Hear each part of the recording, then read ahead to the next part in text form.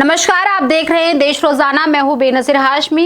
Bulletin में शुरुआत करेंगे आज की ताजा तरीन सुर्खियों के साथ, फिर बात करेंगे हरियाणा की बड़ी और खास खबरों की। यूपी के प्रयागराज डेवलपमेंट अथॉरिटी को मकान गिराने पर सुप्रीम कोर्ट ने फटकार लगाई। कोर्ट ने अधिकारियों के बुलडोजर एक्शन को अमानवीय और अवैध बताया। साथ ही कहा 2021 में हुई इस कार्रवाई के दौरान दूसरों की भावनाओं को और अधिकारों का ख्याल नहीं रखा गया।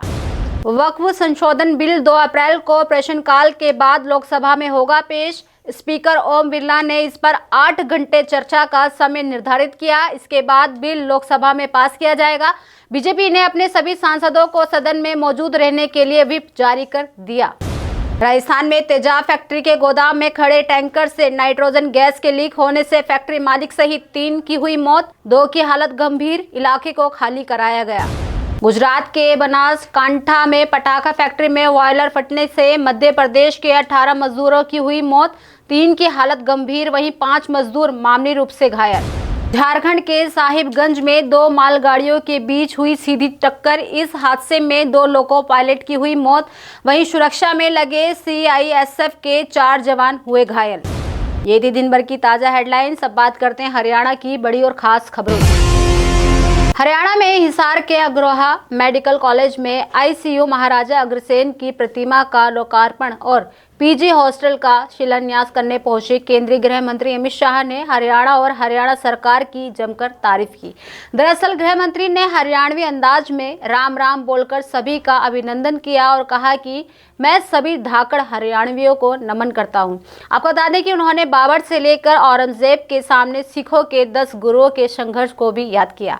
आपको बताते चले कि शाह ने यह भी कहा कि 24 फसलें MSP पर खरीदने वाला हरियाणा देश का पहला राज्य है।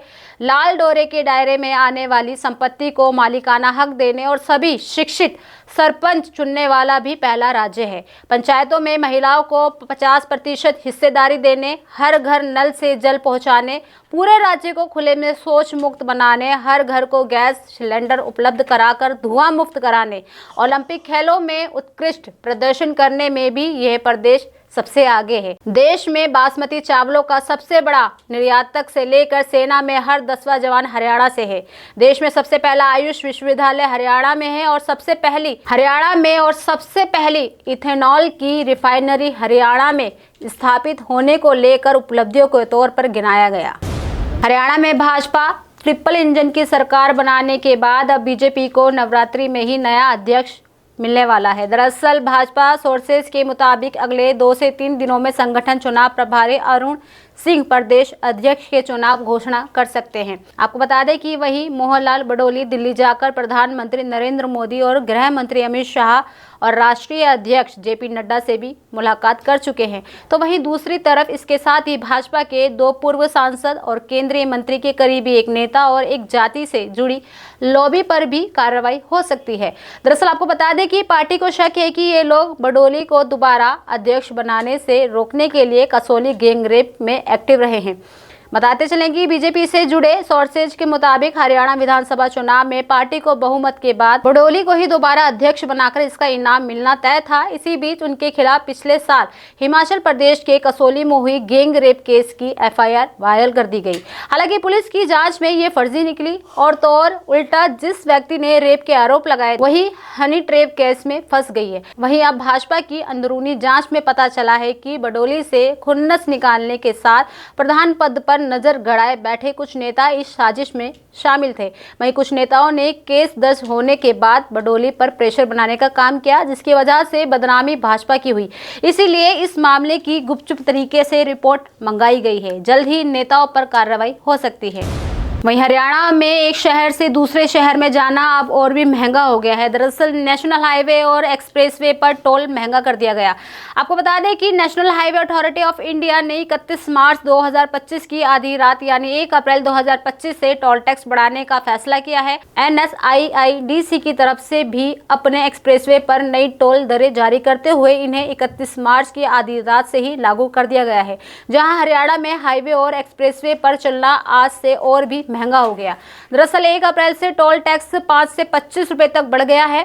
आपको ये भी बता दें कि गुरुग्राम, फरीदाबाद, हिसार समेत 12 जिलों में करीब 24 टोल हैं जहां टोल के रेट और बढ़ाए गए हैं। इसके तहत अब क्षेत्र से होकर गुजरने वाले कुंडली मानेसर पलवल एक्सप्रेसवे पर भी सफर करना महंगा होगा। आपको ये भी बता दें कि केएमपी एक्सप्रेसवे 135.6 किलोमीटर लंबा है और इस एक्सप्रेसवे पर कुल 12 टोल हैं। टोल अधिकारियों का कहना है कि national highway authority of India की तरफ से हर साल 1 अप्रैल से रेटों में इजाफा किया जाता है। वहीं वाहन चालकों को नए रेटों की जानकारी को लेकर कोई कंफ्यूजन ना हो, इसे लेकर नई लिस्ट को भी टोल बूथों पर लगा दिया गया है।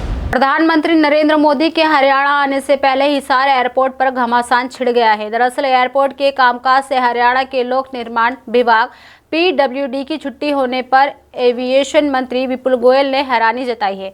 आपको बता दें कि उन्होंने कहा है कि ये बड़ा गंभीर मामला है। वहीं इस पूरे मामले की जांच करवाई जाएगी कि एयरपोर्ट की चारदीवारी बनाने में कितना खर्च होगा, कैसा काम धरातल पर किया गया है। दरअसल आपको ये भी बता दें कि विपुल गोयल ने कहा कि वे चंडीगढ़ जाते ही इस मामले में रिपोर्ट लेंगे और PWD के काम की समीक्षा की जाएगी और जो भी इसमें दोषी मिला उस पर कार्रवाई भी होगी। वहीं हिसार से कांग्रेस सांसद जयप्रकाश JP ने हिसार एयरपोर्ट पर तंज कसते हुए कहा कि बेर को बीजेपी सरकार अंगूर कह रही है। सांसद ने कहा कि भारत सरकार के नागर विमानन महानिदेशालय की रिपोर्ट उन्होंने भी पढ़ी है जिसमें 180 करोड़ के भ्रष्टाचार की बात कही गई है। तो ये थी दिन भर की ताज़ा सुर्खियों के साथ हरियाणा की बड़ी और खास खबरें। कल फिर होगी मुलाकात ऐसी ही खबरों के साथ। तब तक के लिए बने रहिए हमारे साथ और देखते रहिए देश रोजाना। नमस्कार। हमारे साथ जुड़े रहने के लिए देखते रहिए देश रोजाना का YouTube चैनल सब्सक्राइब कीजिए।